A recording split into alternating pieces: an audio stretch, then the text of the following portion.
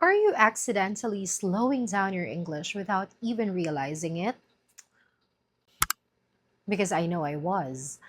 I was studying so hard, but I wasn't moving forward. Today, I'm sharing six do's and don'ts that completely change the way I learn.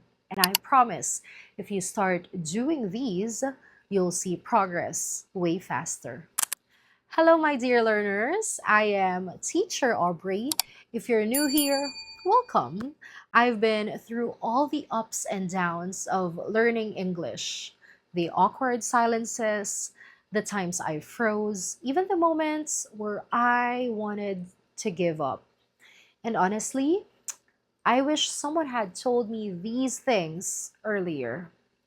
So today, I want to be that person for you.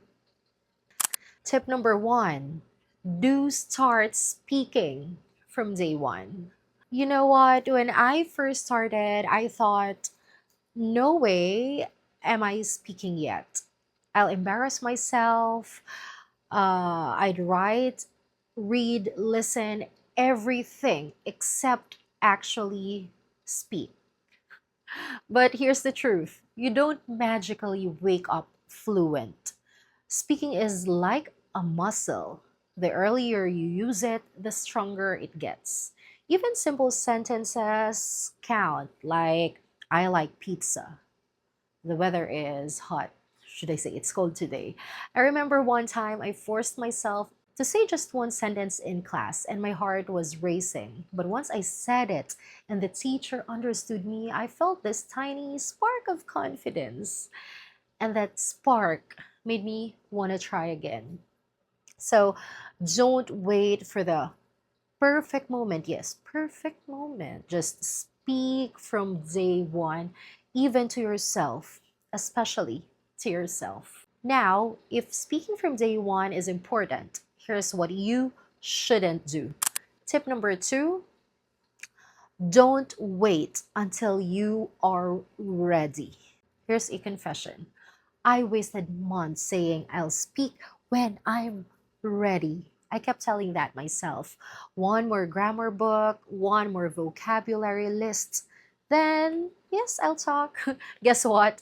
That day never came. The funny thing is, the people who make the fastest progress are the ones who don't care about being ready. They just go for it, mistakes and all. And because they're practicing, they actually get ready along the way. Think of it like driving. Yes. Do you know how to drive? You don't learn by reading the manual 100 times. You'll learn by getting in the car. Yes, by getting in the car, by driving yourself. Same with English. You don't learn to speak by waiting. You learn by speaking. And once you stop waiting, the next step is to bring English into your daily life. Tip number three, do surround yourself with English daily. Yes, here's a big one. English can't just live in your textbook. It has to be part of your world. When I was learning, I turned English into a background soundtrack. How can that be possible? I would play songs, watch shows, even scroll social media in English. And here's a funny little thing I did. I would narrate my life like I was in a documentary. I'd be like, she's making noodles again. She's very hungry. That's me. And it sounds silly, but that constant exposure trains your brain to think in English. And once you start thinking in English, you stop translating in your head. And that's when conversations feel smoother. So ask yourself, how can I sprinkle my English into my daily life? Even 5 minutes a day matters. Believe me.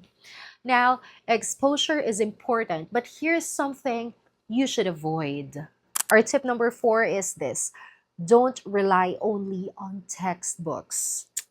Yes. Now, listen, I'm not saying throw away your grammar books because they're helpful. That's a reality. But if that's all you're using, you'll hit a wall. I remember my textbook dialogues like, "Good morning, how are you? I'm fine, thank you." And I know you can relate to it. But when I actually heard someone say, "Hey, what's up?" I completely froze because nobody taught me that. So, yes, use your textbook, but balance them with real stuff.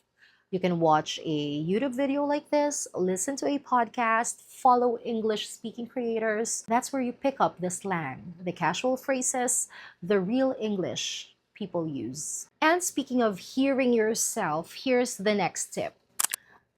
Tip number 5, do record yourself and listen back. Yes, you can listen back using your phone. Okay, this one feels weird, but it's very powerful. Record yourself speaking English. The first time I tried, I cringed. I thought, is that really my voice? Do I sound like that? And you know what? It was a few days ago. I was scrolling. Yes, I was scrolling on my very first reels and videos. I was laughing at how I sound like. Was that really me before? Here's some of them. Okay, try to watch and listen. Bad luck. So, break a leg. This is a way of wishing someone good luck, especially before a performance or presentation. It's believed to have originated from the superstition that wishing someone good luck before a performance can actually bring bad luck. So, by wishing them to break a leg, the opposite of what is intended is communicated, and it's believed that the performer will actually have a successful performance. Example sentence: I'm about to go on stage for my first play. Nervous but excited. Wish me luck, break a leg. Especially before a But then I noticed things like I was skipping words or speaking too fast, stuff I never caught in the moment. Here's the cool part. When you listen back weeks later, you'll hear progress you didn't even realize you made. And that's motivating. It's like watching your old TikToks or photos. You think, wow, I've come a long way. So grab your phone, talk for 1 minute, and hit record. Do it every week. Future you will surely thank you. Now, this last tip is about something most learners fear. Tip number 6, don't be afraid of mistakes. Yes, I used to be terrified of mistakes, just like most of you. I thought people would laugh or judge me or think I wasn't smart. But here's the truth, mistakes are how you learn. I once mispronounced a word in front of the whole class, and yes, people laughed, my classmates laughed. I wanted the ground to actually swallow me that time, but you know what? I never forgot the correct way again. That mistake actually helped me. People respect effort more than perfection. Nobody's expecting you to sound like the Queen of England. They just want to connect with you. So instead of avoiding mistakes, collect them. Each one is a step toward fluency. So here's what I want you to remember: English is not about perfection, it's about connection. Every time you speak, every mistake you make, every little moment where you feel awkward, that's all progress. Now, I want to hear from you. What's your biggest challenge in learning English? Is it speaking, listening, grammar, or maybe confidence? I want you to drop it in the comments because I love reading your stories. And if this video helped, hit like, subscribe, and share it with a friend who's also learning. We're all in this together. I hope these help, and I'll see you in the next one. Bye!